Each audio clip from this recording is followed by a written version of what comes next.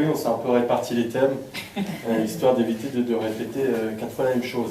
Alors si vous avez lu les petites manchettes de Paris Normandie la semaine dernière, vous êtes dit, ça y est, Sotteville à gauche vraiment a pris le pouvoir, les transports sont gratuits dans l'agglo. Bon, il faut attendre encore quelques jours.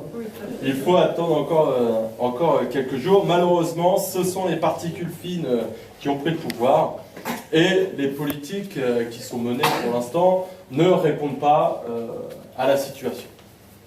Situation qui a un caractère d'urgence évident que tout le monde reconnaît, à la fois parce que les politiques de transport se traduisent par des pollutions atmosphériques qui, selon une étude de l'Institut de veille sanitaire, globalement, si je résume, provoquent 110 décès par an dans l'agglomération. Urgence parce que la politique de transport provoque le réchauffement climatique, et urgence parce qu'une politique de transport peut aussi répondre à des questions sociales évidentes, à la fois en termes d'accessibilité des territoires, d'égalité d'accès au transport en commun, et en termes de coûts, bien évidemment. Alors par rapport à ça, la question des transports, elle se pose à toutes les échelles politiques. On va essayer de s'intéresser particulièrement ici à la question locale et à celle de l'agglomération. À la question de la commune, il y a une politique de transport évidente que toutes les communes pourraient mener, c'est la politique concernant le vélo. En 24 ans, notre duo de choc Panne-Bourguignon a réussi à rénover 2 pistes cyclables. Donc on peut dire que c'est mieux que 0. Mais bon, on peut quand même dire qu'on peut mieux faire. Hein. S'il y a une volonté politique de développer réellement une politique du vélo, c'est faisable. Certes, il y a un faux plat, ceux qui montent. On peut même dire qu'il y a une petite côte, on peut même dire qu'il y a une grosse côte. Allez, il y a une énorme côte. Mais au bout de quelques fois, on peut réussir à faire du vélo sur notre commune. On pense qu'il faut mettre en place réellement un plan de pistes cyclables qui relie les principaux pôles de vie de la commune. C'est pas une idée qui en soi est révolutionnaire, mais qui traduit quand même un autre rapport à la société, au transport, à la pollution, au temps qu'on prend pour se déplacer, etc. Et ça doit être fait bien sûr à l'échelle de la ville, mais à l'échelle de l'agglo. Pour l'instant, la CREA dit on va développer le vélo, mais ne prend aucun engagement concret, comme ça, elle est sûre de développer le vélo à hauteur de ses promesses. Pour une fois qu'ils ne vont pas nous mentir. Mais la CREA peut aussi agir bien sûr au niveau des transports en commun. On a évoqué tout à l'heure la question des transports gratuits. Alors bien sûr, quand on fait des transports gratuits pour 2 jours, le bilan c'est que ça ne va pas avoir radicalement changé les choses. Si on veut que les transports gratuits aient un impact, il faut que cette mesure elle soit prise sur un minimum de temps pour qu'il y ait des habitudes qui se mettent en place.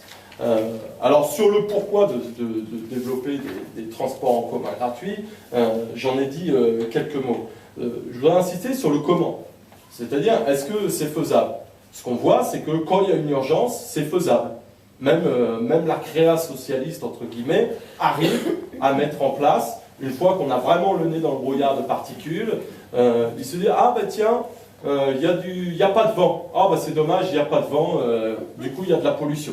Comme si le vent provoquait la solution, mais du coup on trouve des sous pour le faire. Effectivement, si on veut faire des transports gratuits, ça a un coût, parce qu'ils ne sont pas gratuits en fait, ils sont en accès libre. C'est ça qu'on devrait dire, parce qu'il faut bien que quelqu'un paye à un moment donné. Nos tickets, ce qu'on paye, c'est 22% du budget des transports, c'est quelque chose comme 21 millions d'euros par an. C'est une somme qui est considérable, et en même temps, il faut la relativiser avec un certain nombre de projets que mène la CREA. D'accord, le système du pont Levant de Flaubert, vous savez, le fameux, c'est 70 millions au départ, sans compter tous les frais d'entretien, de changement des câbles, parce qu'on s'est aperçu qu'ils ne sont pas bons, etc., etc. Donc là, rien qu'avec ça, on a 5 années de transport gratuit, hop, on a un package. Si on compte que la TCAR n'est pas une régie publique, et que donc il y a une partie de son budget qui a pour but de financer les actionnaires, c'est 13 millions depuis 2006, qu'on peut trouver facilement, sans parler de la rocade Est, prévue à 1,2 milliard.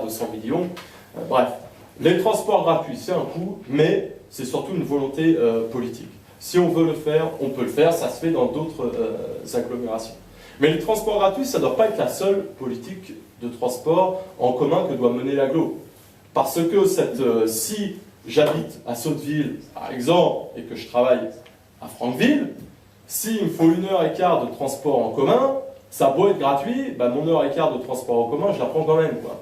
S'il me faut, si pour aller à Grand Couronne, pareil, ça a beau être gratuit, bah je prendrai ma voiture ou mon vélo, mais la réponse du transport gratuit ne résout pas tous les problèmes. Elle doit être combinée à un développement des offres de transport en commun. Si on prend, nous, sur Sotteville, la zone industrielle, c'est un désert en termes de transport en commun. Or, bah, tous les gens qui vont travailler là-bas, ce serait quelque chose qui pourrait être tout à fait utilisé.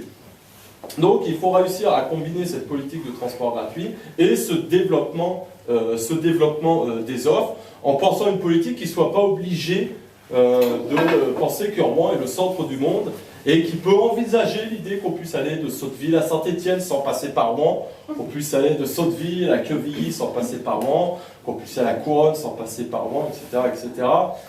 Encore une fois, en termes de temps de transport, là, c'est une clé. Hein. Si je veux aller à Quevilly et qu'il faut que je passe par Rouen, bah, je prends ma voiture. Quoi. Globalement, dans la plupart des cas, c'est ce qui se passe. Quoi. Donc il y a une autre politique des transports qui doit se mettre en place absolument à l'échelle de la créa. L'autre point central, puisqu'on m'avait accordé 7 à 8 minutes sur lequel je voudrais parler ce soir, c'était la question du fret. La question du fret qui est centrale pour nous à Sotteville, puisqu'on a un centre de tri qui naguère regroupé des centaines de cheminots, puisque en 2002, hein, ça tournait encore en 3-8, à 24, 7. Maintenant, on en est, on va dire, un demi, un 8, hein, avec 100 postes qui ont été supprimés en 2 ans. Alors on ne les a pas supprimés d'un coup, parce que si on annonce aux gens qu'on supprime 100 postes d'un coup, ça fait beaucoup. Alors tous les 3 mois, on en supprime une quinzaine. Comme ça, ça passe mieux, petit à petit. On tue le tri à Sotteville. Hein, les projets de la SNCF et de la RATP sont très clairs à ce niveau-là. On veut faire disparaître pour transférer notamment les activités sur le Bourget. D'un côté, on nous dit « Ouh là là, il y a de la pollution, il faut qu'on fasse du développement durable ». De l'autre, on tue le fret.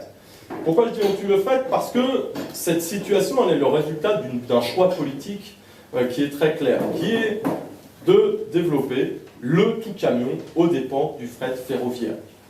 D'accord? Alors, je ne vais pas rentrer dans les détails techniques, on pourrait, mais surtout, l'idée, elle est quand même, en 20 ans, le transport ferroviaire a baissé de 20%, si je me trompe, et le nombre de camions a doublé sur les routes. En 2012, on vient de décider d'autoriser les camions de 44 tonnes. Globalement, pour l'instant, on est dans une situation politique où le coût du fret ferroviaire pour le transporteur ne cesse d'augmenter, et où du coup, bah, qu'est-ce qu'il choisit? Pas de surprise, il choisit de mettre ses conteneurs sur des camions. Alors, pourquoi est-ce que ça leur coûte moins cher d'utiliser un camion qu'un train? C'est une raison assez simple, c'est que tout ce qui touche au camion, il y a toute une partie des coûts qui reviennent à la collectivité, qui reviennent à l'État, en termes de construction de routes, en termes de gestion en cas d'accident, en termes de gestion de la sécurité, etc. etc.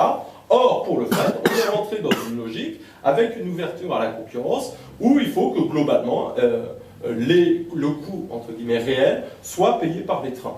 Donc, on a vraiment un choix politique qui est d'agir pour développer le tout-camion aux dépens du ferroviaire. Alors en quoi ça concerne Sotteville? Ça concerne Sotteville d'abord parce qu'il y a le tri à Sotteville. Cette politique, elle n'est pas décidée à Sotteville. Hein, c'est pas Pierre Bourguignon, j'allais dire ou Luspan, mais Luspan si. C'est pas Pierre Bourguignon qui la décide, c'est le gouvernement. Le gouvernement précédent, malheureusement, le nouveau gouvernement n'a rien changé à ce niveau-là. Il n'y a aucun changement en termes de politique ferroviaire. Et l'USPAN vote les décisions et derrière le gouvernement. Sauf qu'à l'échelle d'une commune, on peut quand même résister. On peut quand même essayer de se battre. Et là, nous, en tant que conseillers municipaux d'opposition, on a essayé de faire ce qu'on pouvait. Mais ce qu'on a pu constater, c'est que l'équipe en place pendant 6 ans a fait le strict du strict minimum. Il a écrit 3 courriers pour dire « oulala, vous voyez, j'ai écrit au ministre, je crois qu'il a eu très peur de mon courrier ». Mais il n'y a eu aucune volonté politique de se battre aux côtés des cheminots pour essayer de faire en sorte qu'il y ait une activité fret qui persiste à Sotteville-Lernand. Alors, je crois que du coup, sur ces questions des transports, pour nous, c'est une question qui nous semble essentielle parce que c'est des politiques où se mêlent de manière évidente à la fois des enjeux sociaux, en termes d'emploi, en termes d'accès au transport, et des enjeux environnementaux. Or, voilà, c'est des éléments centraux dans notre projet politique. Alors, j'aurais tendance à dire, pour essayer de tenir à peu près le temps, que pour que nos idées, pour que vos idées deviennent bientôt réalité, eh bien, on sait ce qu'il y a à faire dimanche. N'hésitez pas à voter, à faire voter pour nous, pour essayer que Sotteville devienne la ville de la solidarité, du partage des richesses, de la démocratie et de l'écologie. Voilà, merci beaucoup.